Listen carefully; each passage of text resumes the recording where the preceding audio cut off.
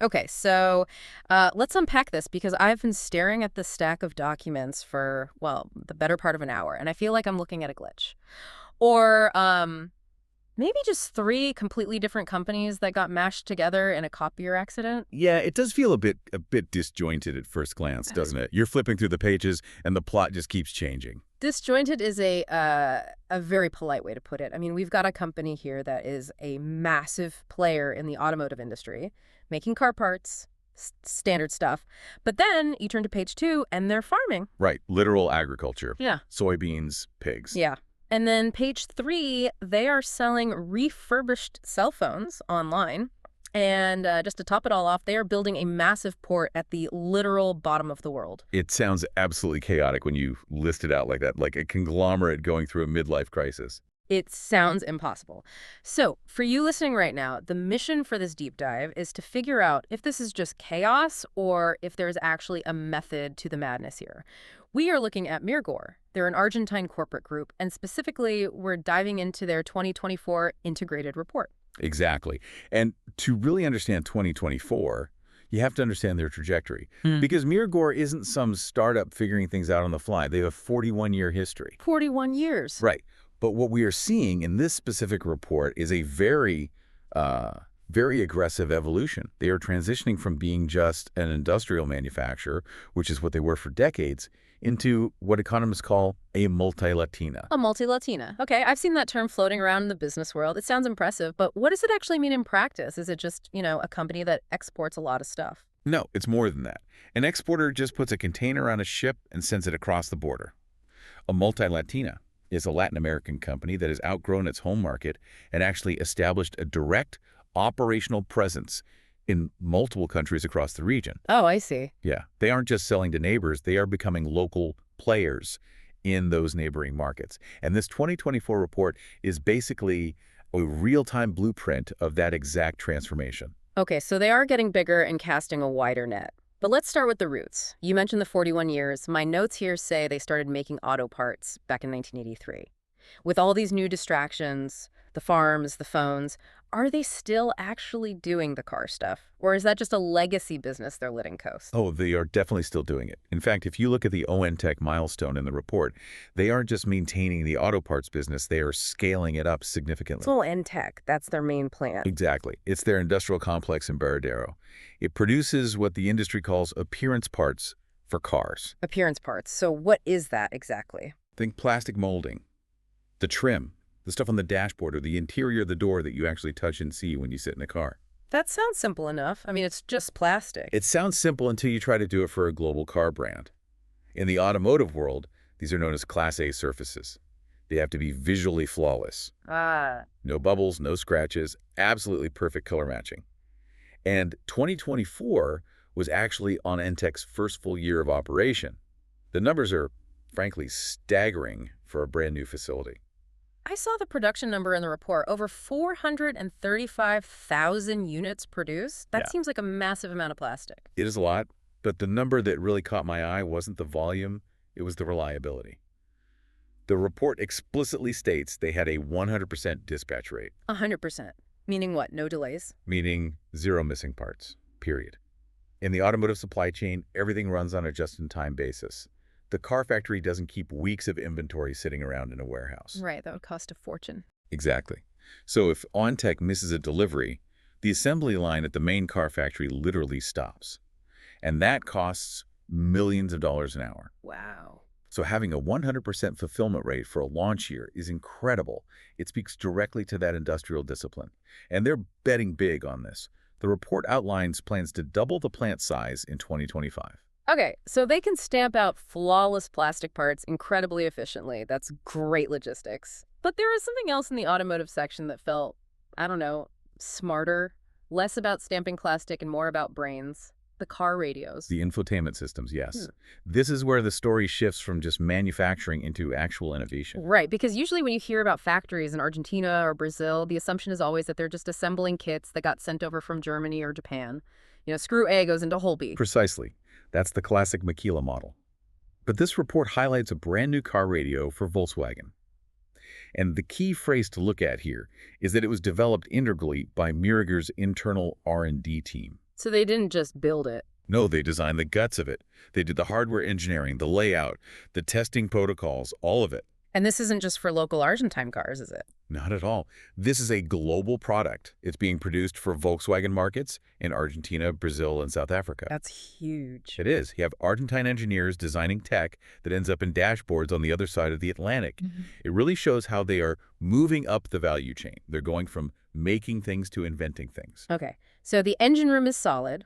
The automotive backbone is strong, but let's leave the factory floor and go to the shopping mall, because this is the part of the report that really threw me for a loop. Mirgor is also a retailer. They are a massive retailer. They have a brand called Digit. Digit, okay. Yes. And they closed out 2024 with 20 physical locations. They even opened a flagship store in Abasto Shopping, which is one of the premier malls in Buenos Aires. But honestly, while physical stores are a big deal, the real aha moment in their retail strategy for 2024 isn't the storefronts. It's a brand called Furby. Furby. Yes, I saw this logo on the source material. It looks very friendly, very consumer-facing. What exactly is it? Furby is their answer to the circular economy. It's their dedicated brand for refurbished electronics. Refurbished, like used iPhones and things. Exactly. They take used devices, run them through their industrial-grade testing and repair processes, and then they sell them with a full warranty. I have to be the skeptic here for a second. Why is a massive industrial conglomerate company building car parts for Volkswagen bothering with used cell phones? Isn't that kind of small potatoes for them? You would absolutely think so, until you look at the scale of it. In 2024 alone, they refurbished 34,400 cell phones. 34,000. Okay, that is definitely not small potatoes. That's 34,000 phones that didn't end up in a landfill. Correct. The environmental impact is huge, but from a pure business perspective, it's a gold mine. During key sales events on Mercado Libre, which, for context, is basically the Amazon of Latin America, Furby was the #2 seller of the cell phones. Number 2, overall, selling used phones against brand new ones. Yes. #2 overall. It tells you a lot about the current market economy, doesn't it? It really does. People want the tech, but inflation is real. They're price sensitive. Exactly. They want a premium phone, but they simply can't afford the premium price tag. Mirgor spotted that massive gap. And because they are already an industrial manufacturer, they have the testing robots, the skilled technicians, the spare parts supply chain. They can do refurbishment at a quality and scale that nobody else can touch. That is actually brilliant. If you already know how to build a complex radio for a car or assemble a brand new phone from scratch, you definitely know how to fix a used one perfectly. It's the exact same skill set. It's just electronics and process control applied to a different vertical. And speaking of applying their skills, we have to talk about KeyNT. KeyNT, with an umlaut. That's their private label, right? Yes, it is. They aren't just selling other brands like Samsung or Apple anymore. They are making their own. Televisions, e-bikes. And the report even mentions they're launching scooters soon. So it's total vertical integration. Absolutely. They make the product in their own factory. Right. They put their own brand on it, and then they sell it direct to the consumer in their own Digit stores. They capture the profit margin at every single step of the journey. Every step. Okay, so we have car parts and we have consumer electronics. Those two things feel like cousins to me. They both involve microchips and wires and assembly lines. But now we have to address the elephant in the room. Or I guess the pig in the room. Right. The agriculture division. Yes. How on earth does a tech and manufacturing company wake up one day and decide, you know what we really need? A pig farm. It does sound like a hard left turn into oncoming traffic. Mm-hmm. But if you listen to how they actually describe Mirgor Agro in the report, it makes total sense. It's not about farming in the traditional romantic sense. It's about industrializing nature. Industrializing nature. That sounds a little sci-fi, maybe even a little dystopian. I get that. But it's really just about extreme efficiency and removing variables. Think about it. Traditional farming is often at the total mercy of chaos. Weather, pests, supply chain hiccups. Mirgor is taking that exact same obsessive process control, the kind they use to make sure a car bumper fits perfectly every single time, and they're applying it to crops and livestock. And the crazy part is, it's working beautifully.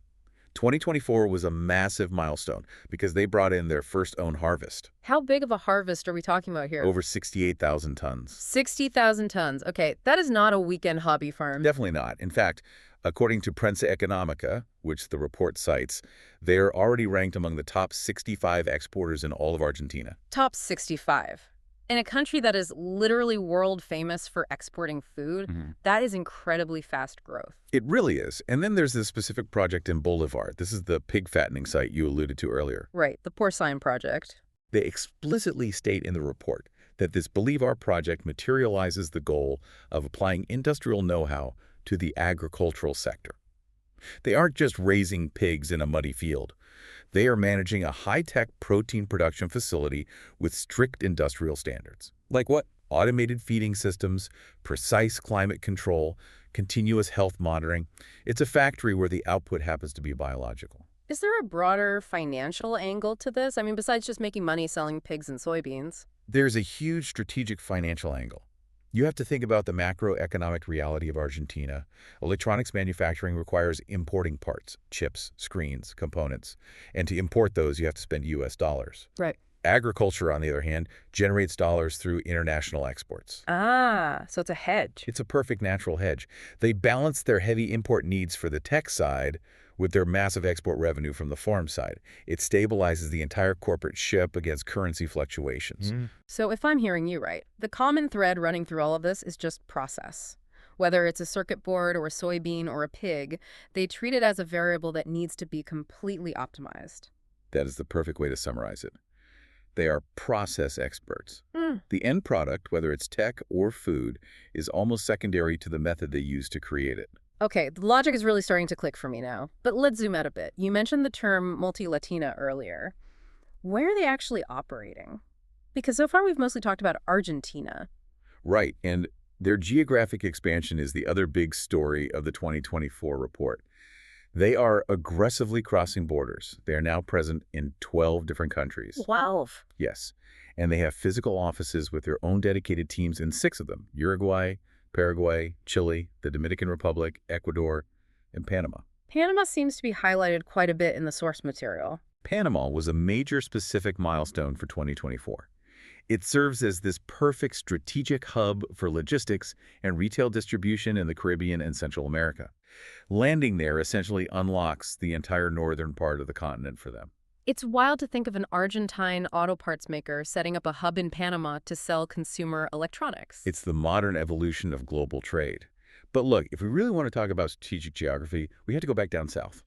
Way down south, to the port. The Rio Grande port. Yeah. This part of the report felt really heavy to me, like it had actual historical significance. It does. This is arguably their most ambitious gamble yet. They are building a massive, multi-purpose port in Tierra del Fuego. For anyone listening who might not know the geography there, Tierra del Fuego is an island right at the very bottom tip of South America. Right.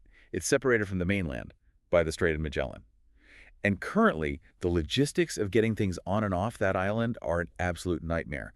To get a cargo truck there, you often have to cross the border into Chile, take a ferry, drive through Chilean territory, and then cross back into Argentina. Which means double customs, massive delays, weather issues.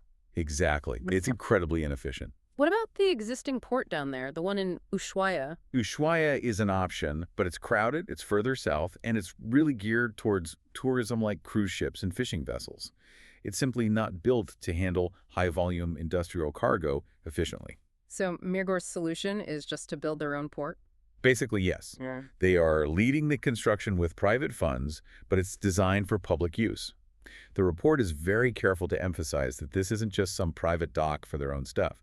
It's major regional infrastructure. Why is that such a big deal, though? Why would a private for-profit company spend hundreds of millions on public infrastructure? 2 main reasons. The first is obvious. Logistics efficiency. It makes getting all those auto parts and TVs in and out much cheaper and faster for them. But the second reason, which the report explicitly mentions, is national sovereignty. Sovereignty. That is a very big word for a corporate earnings report. It is, but it fits the scale of the project perfectly. A new deep water port in Rio Grande allows for direct transit from the Argentine mainland directly to the island through Argentine waters. No going through Chile. Yeah. No international border crossings. It completely secures the national supply line. It quite literally changes the map. It does. And it also opens up a direct logistical line to Antarctica. In terms of geopolitics and national strategy, this is huge. It moves Mirgor from being just a big, successful company to being a vital strategic partner for the entire country. It really reinforces that idea that they aren't just playing around. They're building a totally different kind of foundation. But, players that get this big, sometimes they lose the plot on the human side. The corporate culture cracks under the pressure of trying to do too many different things at once. What does the report say about the people actually doing all this work? Well, they have the foundation Mirgor. And I know corporate foundations can sometimes just be PR fluff, a way to look good on paper. But the numbers here are actually very solid. They reached 3,500 direct beneficiaries in 2024. What exactly are they focusing on? Are they just writing charity checks? No, it's mostly focused on education, specifically technological education aimed at youth employment. They provided 1,500 hours of training last year. And the really cool part, the part that makes it a sustainable business practice, is that the report notes many of these young people are subsequently hired by Mirgor. So it's essentially a talent pipeline. Exactly. They aren't just being charitable. They are building their own future workforce. If the local market isn't providing enough skilled technicians to run the ONTech plant or manage those high-tech farms, Mirgor is just training them themselves. That is really smart sustainability. And internally, regarding corporate governance, which is absolutely crucial when you are this large and this diversified, they claim 100% of their personnel have been trained on their anti-corruption policies. That's really good to hear, especially when you are suddenly dealing with massive government contracts, port concessions, and international trade across 12 countries. It's essential. They wrap all of this under a banner they call operational excellence. It's a philosophy they apply to everything, from ethics training to pig farming. And it's getting them recognized. Revista Fortuna actually ranked them number 47 in their best employers list. All right, let's try to pull all these threads together, because we started this with a puzzle. How does one single company manage to do all this? Auto parts, Volkswagen radios, refurbished cell phones, industrial pig farming, and building a strategic port at the edge of the world. The answer really lies in that phrase we just talked about, operational excellence. Mirgor isn't an automotive company anymore, and they aren't a tech company. They are an efficiency platform. An efficiency platform. I really like that framing. They've realized that their true core competency isn't molding plastic or assembling screens. Their core competency is managing wildly complex processes, logistics, and quality control at scale. And once you realize that process is your actual superpower, you can apply it to literally anything. You can apply it to building a port. You can apply it to a massive soybean harvest. Exactly. The 2024 report is basically them proving that hypothesis in real time. They took their industrial brain and plugged it into agriculture, and it worked. 68,000 tons worth of proof. They plugged it into retail with Furby, and it worked. It's a fascinating strategy. Instead of the classic advice to stick to what you know, their strategy is apply how you think to everything. And that leads to a really provocative thought for the future of business. Lay it on me. We live in a world that constantly tells us to specialize. Niche down, find your lane, and stay in it. But Mirgor's 2024 trajectory suggests the exact opposite. How so? It suggests that the future of global business might actually belong to these generalist giants, these massive multi-Latinas that are so incredibly good at the actual process of business, the logistics, the compliance, the brutal efficiency, that they can just walk in and outcompete the specialists in their own backyards. That is a genuinely scary thought if you're a specialist. Imagine you've been farming pigs for 50 years, and suddenly a car parts manufacturer shows up next door and does it better and cheaper because they treat the pig like a car part. It's a bit dystopian, perhaps, but the numbers in the 2024 report simply don't lie. The model is working. It certainly is. Well, that is a lot for you to chew on today. From a high-tech port at the end of the world to the radio in your dashboard, Mirgor is definitely a company we all need to keep watching closely. Absolutely. 2025 is going to be a very interesting year, especially if they pull off that port construction on schedule. We will be right here to cover it when they do. Thanks for helping us decode this massive report, and thank you to everyone listening to this deep dive. As always, stay curious. Goodbye, everyone.